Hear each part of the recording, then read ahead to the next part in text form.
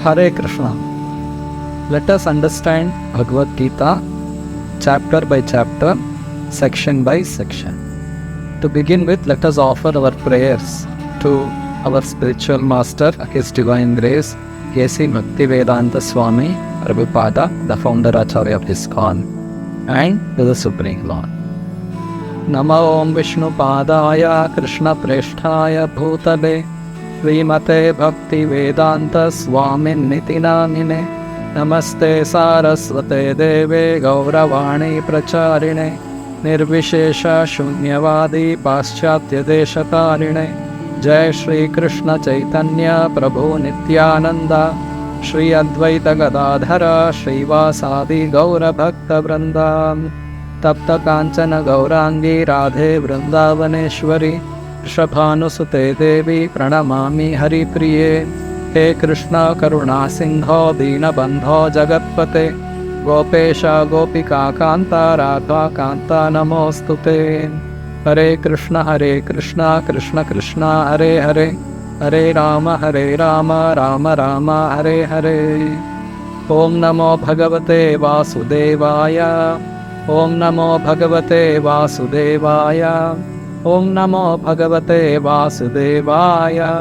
Today we will be understanding the summary study of the third chapter of the Bhagavad Gita entitled Karma Yoga. In this chapter there are three sections. The first section is from Shloka number 1 to Shloka number 16. This section is entitled Karma Yoga Explained. So let us understand this section. In the previous chapter, Arjuna, he had presented various arguments for not fighting, but still he was confused whether to fight and gain the kingdom or give them the kingdom and then go and beg and live. And he surrendered to Lord Krishna as his disciple. He accepted Krishna as the spiritual master and he wanted Krishna to instruct him and certainly guide him what is best for him. So when Arjuna accepted Krishna as his spiritual master, Krishna explained the difference between body and the spirit soul. He gave an analytical study of what is material body and what is spirit soul. And Lord Krishna explained that we are all spirit soul. Spirit soul is eternal. It has no beginning. It has no end. And he also told that we all lived forever. We existed in the past. We are all existing in the present. And we shall continue to exist in the future. And material body undergoes the change from birth to death. That is the law of nature. Anyone who has taken birth, he has to die. So Lord Krishna explained that for the sake of duty, Arjuna was a Kshatriya. It was his duty to fight on the basis of religious principles. Because Krishna was the Supreme Lord, he wanted this fight and he had assembled all these things in this battlefield of Kurukshetra. He wanted Arjuna to fight. So for the sake of his duty as a Kshatriya, he was supposed to fight. So Lord Krishna also explained to him about the importance of performing one's own prescribed duty. And later Krishna explained about Buddhi Yoga, work in devotion, how one has to do everything for the satisfaction of the Supreme Lord Krishna. So in this way, Krishna had explained about analytical study of material body and spirit soul, Sankhya Yoga. He also explained about performing prescribed duties and then he explained about Buddhi Yoga. So Arjuna was a little confused. He wanted to know certainly whether he has to fight and kill all these enemies or leave everything and then go alone somewhere and sit and perform certain kind of meditation. So Arjuna was confused by all the topics what Krishna had described in the second chapter. So this third chapter begins with the doubts, questions by Arjuna and Lord Krishna replies. So let us understand this. So Arjuna asks Lord Krishna, Arjuna vacha jayasi chet karmanaste mata buddhir janardana tat kinkarmani ghore mam niyojayasi Keshava. Arjuna said, O Janardana, O Keshava, why do you urge me to engage in this ghastly warfare if you think that intelligence is better than fruitivar? Vyamishreneva vakyena buddhim mohayasiva me tadekam vada nischitya ena shreyo hamapnuyam. My intelligence is bewildered by your equivocal instructions. Therefore, please tell me decisively what is most beneficial for me. So these are the questions of Arjuna. Arjuna, he asked Krishna, why do you urge me to engage in this ghastly warfare if you think that intelligence is better than fruitivar? Jayasi chet karmanaste mata buddhir janardanam. If you think that better than performing one's work, if you think buddhi yoga, worshipping you or engaging in devotion is better, then why do you engage me in war which will result in a future bondage and we all will have to go and suffer in hell? So why do you engage me in this war? So let me sit and do devotion. Let me, control my mind and senses and perform devotion. So this is a question. So why are you engaging? Why are you telling me to fight? And then, Vyamishreneva vakyena buddhim mohayasiva me. My intelligence is bewildered by your equivocal instructions. Vyamishreneva vakyena, you are telling you fight, you are telling you work in devotion. So I am not able to understand what should I do. Therefore, please decisively tell me what is most beneficial for me. So as a sincere student, Arjuna submitted his doubts to Lord Krishna and he wanted Krishna to give more clarity on the subject he had spoken. Krishna did not intend to confuse Arjuna or bewilder Arjuna. So it just happened, Krishna just presented these topics to Arjuna, and Arjuna has again expressed that he is unable to clearly understand whether he has to fight or whether he has to control his mind and senses and sit somewhere and do devotion. So he requested Lord Krishna to clarify. So now Krishna will start instructing. Shri Bhagavanu Vacha Lokesmin Vivida Nishtha Pura Prokta Maya Nagha Jnana Yogena Sankhyanam Karma Yogena Yoginam. The Blessed Lord said, O sinless Arjuna, I have already explained that there are two classes of men who realize the self. Some are inclined to understand him by empirical philosophical speculation, and others are inclined to know him by devotional work. So Lord Krishna had explained in the second chapter, Yesha tevi ita sankhya buddhir yoge tvimam shruno buddhya yukto yaya partha karma bandhan prahasyas. In Shloka number 39 of second chapter, Krishna had told Arjuna that till now I explained to you about Sankhya Yoga, now I will explain Buddhi Yoga. By Buddhi Yoga, you will become free from all reactions to work. So Krishna is telling that there are two categories of people who try to realize the self. One is by Sankhya, making an analytical study of body and soul, and then trying to realize the nature of the soul and nature of the Supreme, and knowing ultimately what is the goal of life and reaching the Supreme. This is called analytical study or Sankhya Yoga. And the other is Buddhi Yoga, directly engaging in works of devotion, understanding that Krishna is Supreme, and under the expert guidance of a spiritual master, one begins worshipping, serving the Supreme Lord right from the beginning. This is called Buddhi Yoga or Bhakti Yoga. So Krishna told that, as I explained earlier, there are two classes of men who try to realize the self. One who understands by speculative knowledge, understanding the nature of the body, nature of the soul, and trying to be detached from all material engagements and meditating. In that way, one gradually elevates spiritually. It takes time.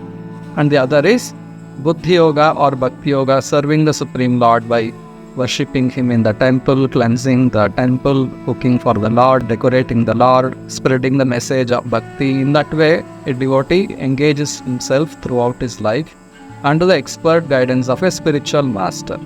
So Krishna told that these are the two classes of men. And further he says, Na karmana manarambhan naishkarmyam purushoshnute nacha sanyasanadeva siddhim samadhigacchati. Not by merely abstaining from work can one achieve freedom from reaction, nor by renunciation alone can one attain perfection. So Krishna is telling, Na karmana manarambhan naishkarmyam purushoshnute. If one thinks that because of performing work and getting the reactions, and to now experience those reactions, I have to take birth again. So I'm getting stuck with these actions and reactions, the network of actions and reactions, and we become bound up. If one thinks that because of action I'm getting reaction, so better I don't perform any action at all, so that I will not get any reaction. So Krishna says, not by merely abstaining from work can one achieve free from reaction. Just by sitting quietly, one does not become free from reactions, because Lord Krishna explains in the next shloka, Nahi kaschit kshanamapi jatu tishtati akarmakrit karyate hi avashaha karma sarva prakriti jairgunai. All men are forced to act helplessly according to the impulses born of the modes of material nature. Therefore, no one can refrain from doing something, not even for a moment. So just by thinking that I will not work and sit quietly somewhere, that will not help, because one will be forced by his own swabhava, by his own acquired nature to work. So it is just a theoretical understanding that I will not work and I will become free from the reactions. Or Krishna also told, Nacha sanyasanadeva siddhim samadhigacchati. Sometimes people think that I will give up everything and take sannyasa. So one cannot renounce everything abruptly unless one's heart is pure by performing one's own prescribed duties in a detached manner. One cannot directly take to the fourth order of the varnashrama system. In this Sanatana Dharma, there are 4 varnas and 4 ashramas, which will be described later. So according to one's current situation, one has to perform his prescribed duties and gradually elevate oneself spiritually, purify himself by performing works as directed in the scriptures for different people of different material nature, influenced by different material nature. We are all in different categories. There are 3 modes of material nature, Sattva Guna, Rajo Guna and Tamo Guna. And those who are influenced by Tamo Guna, mode of ignorance, for them scriptures give certain directions how to elevate spiritually. And for those who are in the modes of passion, there are directions how to work and elevate spiritually. Those who are in the mixed modes of passion and ignorance, for them there are directions, and those who are in mode of goodness, there are directions. So according to one's own modes of nature, one has to perform duties as recommended in the scriptures and gradually elevate, and one can once one has become completely purified, he can then take to sannyasa order. So just by taking sannyasa order abruptly, one cannot, Krishna says, nor by renunciation alone can one attain perfection. So perfection is not just leaving everything and not doing anything and sitting quiet. Perfection means establishing one's connection with the Supreme Lord. We are all parts of God. We all are related with Him. God is a person, I am a person, and there is a loving relationship between God and me.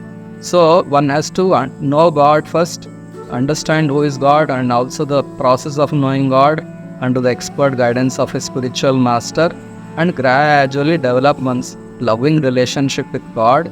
So it all takes time. Abruptly, one cannot understand God completely all of a sudden. It is a gradual process which we have to learn and understand. So Krishna is telling, not by merely abstaining from work can one achieve freedom from reaction, nor by renunciation alone can one attain perfection. And then, as explained, no one can sit quietly even for a moment. In this material body, there is spirit soul. We are all spirit soul, and by nature, spirit soul is always active. If we do not perform the natural function of the spirit soul is to love God, worship God, serve God. That's the natural function of the soul. So if we do not engage in knowing God and worshipping God, and we immediately come under the influence of material nature. Material nature forces the spirit soul who doesn't serve God. The material nature influences him to act according to the three modes, either sattva guna, rajoguna, tamoguna, mode of goodness, mode of passion, or mode of ignorance. We are always influenced by these three modes if we do not perform our natural function, which is devotion to Krishna or Krishna consciousness. So Krishna says, Karmendriyani samyamya yayaste manasa smaran indriyarthan vimudhatma mithyacharasya uchyate. One who restrains the senses and organs of action, but whose mind dwells on sense objects, certainly deludes himself and is called a pretender. There are many people who are actually attracted by sensual pleasures, but externally they wear a dress of a mendicant and show to people that they are controlled in their senses and they are engaged in some spiritual activities. So Krishna says such people are pretenders, mithyacharis, because internally in the heart they are actually looking for sense enjoyment, but externally they are making a show. So better than this, Lord Krishna says, Yastva indriyani manasa niyamya ravate arjuna karmendriyaihi karma yogam asaktaha sa vishishyate. Krishna says, on the other hand, he who controls the senses by the mind and engages his active organs in works of devotion without attachment is by far superior. So, because we are all not pure in the beginning, we have to follow the directions given in scriptures for our own particular situation. If one is a Brahmana, what he has to do for his spiritual elevation, scriptures give him directions. For a Kshatriya, what he has to do, as long as he's still having the desires for material enjoyment. So in a controlled way, how one can live as a Kshatriya and gradually elevate spiritually, there are directions. For a Vaishya and for a Shudra, what he has to do so that gradually he can elevate, there are directions. So under the expert guidance of a spiritual master, we have to learn how to follow these spiritual instructions so that we can gradually elevate. So Krishna says that this type of person is by far superior than a person who is a pretender, who is having all desires to enjoy, but externally he makes a show that I am a very advanced devotee. So better to do one's duty without attachment to the results and engage in works of devotion. Krishna says this is what one has to be doing. Then further Krishna says, Niyatam kuru karmatvam karma jyayo hi akarmanaha sharira yatra pichate na prasiddhyed akarmanaha. Perform your prescribed duty, for action is better than inaction. A man cannot even maintain his physical body without work. So, because we all have acquired nature, our own swabhava, our own acquired nature, we have to work according to our nature. So Krishna says that is better than artificially renouncing work. And even to maintain our body, we have to work. That's the law of nature. No one can maintain himself without working. We all have to work. So, and the soul by nature is always active. So, soul cannot sit quietly, even for a moment. So, it's better to act in, as described in the scriptures, work and then offer the results of our work to please the Supreme Lord. So, Krishna says that, Yajñarthat karmanonyatra lokoyam karma bandhanaha tadartham karma kaunteya mukta sangha samachara. Work done as a sacrifice for Vishnu has to be performed. Otherwise, work binds one to this material world. Therefore, O son of Kunti, perform your prescribed duties for his satisfaction, and in that way you will always remain unattached and free from bondage. So very clearly Krishna is telling, Yajñarthat karmano anyatra lokoyam karma bandhanaha. Because we are always active, we all have to work. So we have to work for the pleasure of the Supreme. Because if we do not work for the pleasure of the Supreme and enjoy the results of work ourselves, then we will have to again take birth. We'll become bound by the reactions of work. Every work has a reaction. So to experience that reaction, we'll again have to take birth. So in that way, we'll become bound up, entangled in this material world, and we cannot liberate ourselves from this material world, from this material body. But by performing work and offering the results for pleasing the Supreme Lord Vishnu, we become liberated from this material entanglement. So, jnartat karmanaha, anyatra lokoyam karma bandhana. Therefore, it is important that we offer the results of our work for the pleasure of the Supreme Lord. And clearly, it's mentioned yajnarthat. One of the names of Lord Vishnu is Yajna. Yajna, it's explained in the scriptures. Yajna vai Vishnu. Vishnu's another name is Yajna. And also Krishna says in the Bhagavad Gita, Bhoktaram Yajna tapasam sarva loka maheshwaram suhridam sarva bhutanam jnatva mam shantim richati. So Bhoktaram Yajna tapasam, Krishna is the enjoyer of all sacrifice. So works have to be performed as sacrifice for Vishnu. So in that way we can live peaceful life and then ultimately achieve perfection. So Krishna explains that here. Krishna says, Saha yajñāha praja srishtva puro vacha prajapatihi anena prasavishyadham yeshos vishta kamathu. Krishna says, Saha yajñāha praja srishtva, in the beginning of creation, the Lord of all creatures sent forth generations of men and demigods along with sacrifices for Vishnu, and blessed them by saying, Be thou happy by this yajna, because its performance will bestow upon you all desirable things. Saha yajñāha prajaha srishtva purovacha prajapatihi anena prasavishyadvam yeshavos vishtakamad. So in the beginning of creation, Lord Krishna sent forth generations of men. So we all have come here to this material world to independently enjoy, to enjoy without God. So those souls who wanted to enjoy without God, the Lord sent all those souls to this material world, and He has given them different kinds of bodies. And one type of body is this human body. So those souls who achieve this human body, they are supposed to engage in works as recommended in the Vedic scriptures, so that one can satisfy all their material desires while living, and one can achieve liberation by the end of their life. Now, to live happily in this material world, we need various material resources. Like we need light, and light comes from sun. We need fresh air. We need water. We need different types of chemicals. We need food to eat. We need different grains. We need fruits. We need vegetables. To run our industries, we need chemicals. So all this is supplied by the agents of the Supreme Lord, who are called the Devatas. The Supreme Lord has appointed different Devatas, and they are in charge of supplying all the material necessities.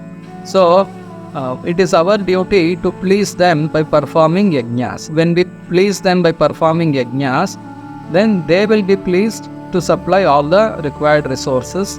In that way, we can satisfy our material desires and also make elevation spiritually and ultimately go back to God. So that is the system made by the Lord.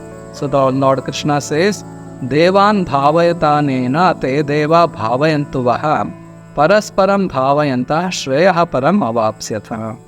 The demigods, being pleased by sacrifices, will also please you, thus nourishing one another. There will reign general prosperity for all.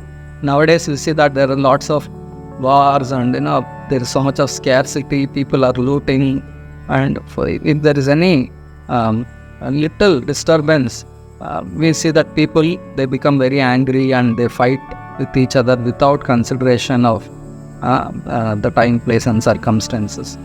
Things are going bad day by day. Why? Because people have forgotten their relationship with the Supreme Lord.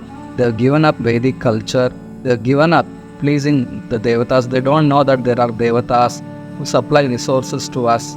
They think that we'll just work and we have a material education, we'll become educated, and then we will work hard and then we will achieve everything. It will not work in that way. We have to work, but we have to work under the direction of scriptures. There are Devatas who are controlling all the resources. We have to know that. and we have to know how to please the devatas. And we should know that there is a Supreme Lord, Lord Vishnu. Lord Krishna is the Supreme. His expansion is Vishnu. So we have to know the whole picture of this creation. Without knowing the complete picture, nowadays people are all in ignorance. They think that we will work hard and we will earn money and live happily. That will not work, because that is not everything. There are people who above us who are controlling all the resources. And beyond everyone is a Supreme Lord Krishna. So we have to understand what is our role in this creation and how to act. Without knowing this, if we try to act, then we will get into problems. So clearly here Krishna is telling how to live happily in this material world and how to gradually progress spiritually. So Krishna says, Devan bhavayatanena te deva bhavayantuvaha parasparam bhavayantaha shreya param avapsyatan. The demigods, being pleased by sacrifices, will also please you. Devan bhavayatanena te deva bhavayantuvaha. Then, thus nourishing one another, parasparam bhavayantaha shreya param avapsyatan. The demigods, being pleased by the sacrifices we perform, they will supply all the resources to us, and in that way they will reign general prosperity.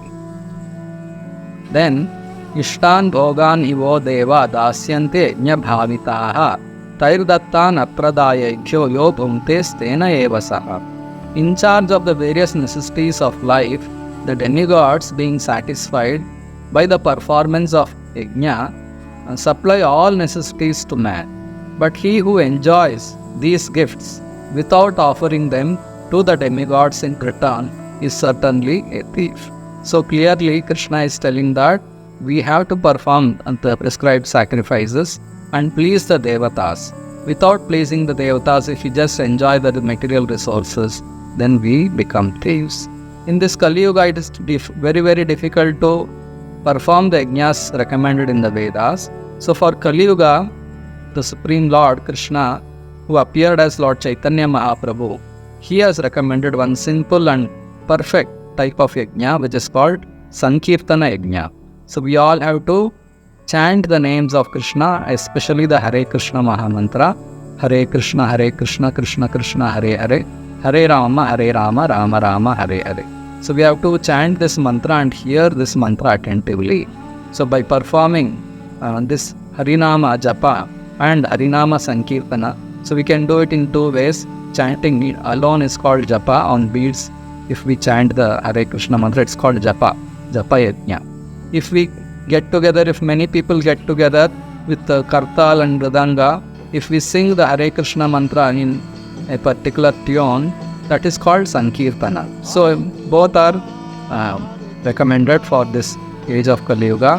One is performing Japa on beads, the other is going to a temple or assembling in one's home. Also we all can get together and sing.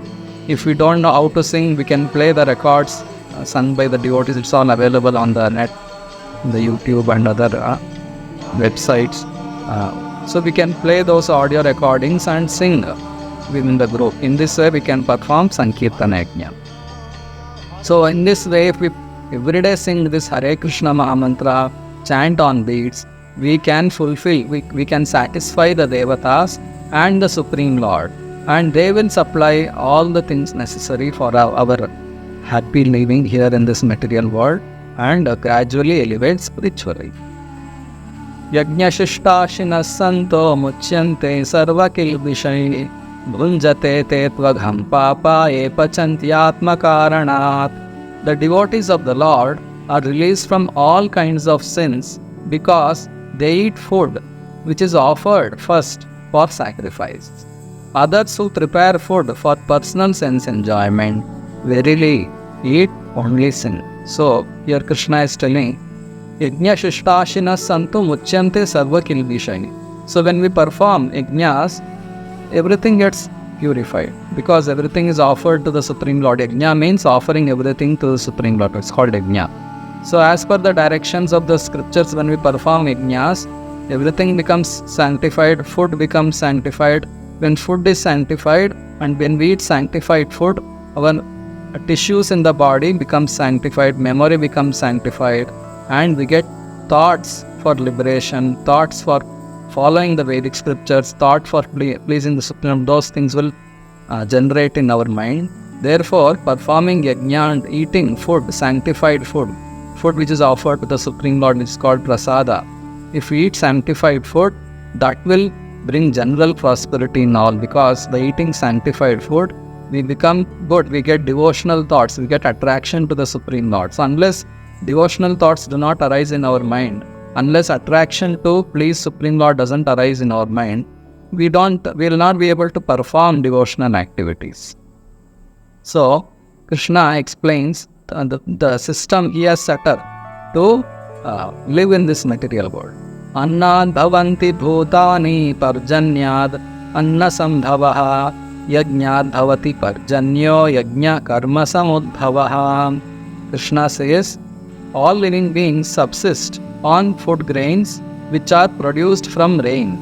Rains are produced by performance of yajna, and yajna is born of prescribed duties.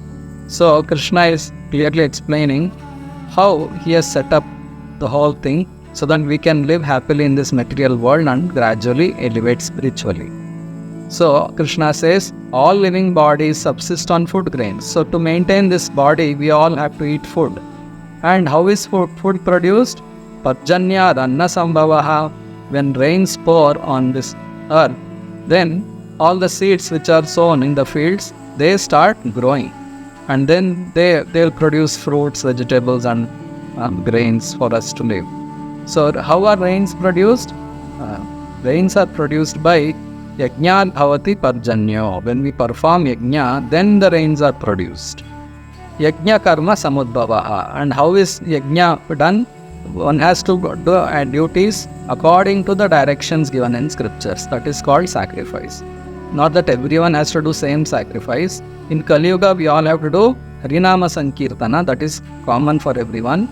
But according to one's own swabhava, one has to perform devotional acts of duty. Just if a person is a pot maker, he should make pots and he can sell those pots. But by the profit, he can offer some percentage of the profit to the pleasure of the Supreme by offering it in the temple. He can even give pots which he has made for serving in the temple to the Supreme Lord. And then he can sell the balance of his pots and make profit. That is called Karma Yoga. If one is a businessman, he can do his business and some percentage of the profit he can give to worship of the Supreme Lord. And balance he can keep for himself, for his maintenance, for his family. So in this way, that is yajna. That is the way we have to please the Supreme Lord.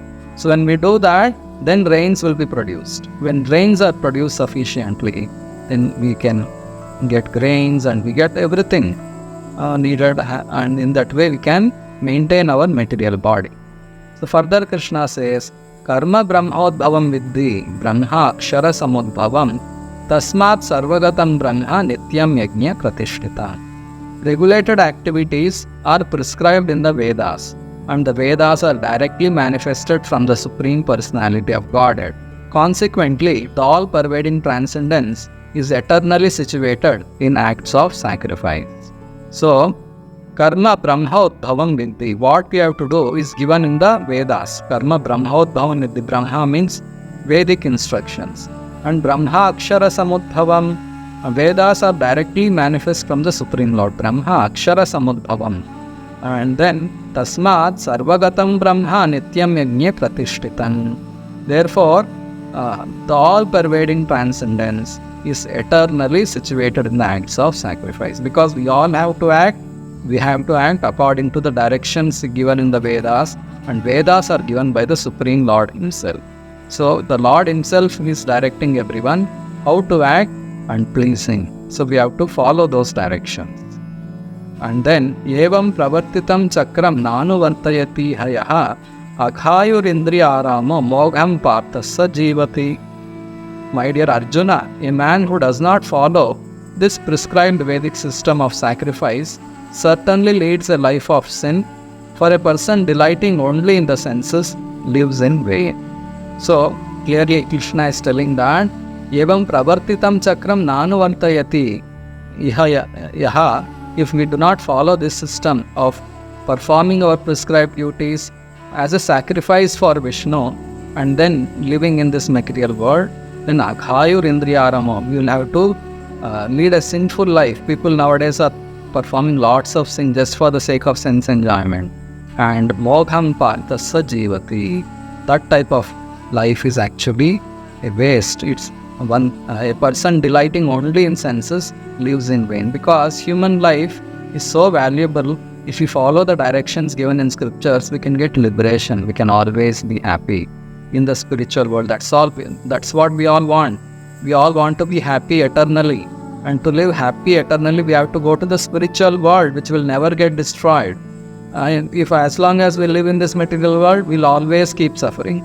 So we can achieve that highest perfection using this human form of life. If you do not use this human body for the best result and just use this body for sense enjoyment, it's actually a misuse of this valuable body, because we didn't fully use it for achieving our ultimate purpose, which will solve all problems of life.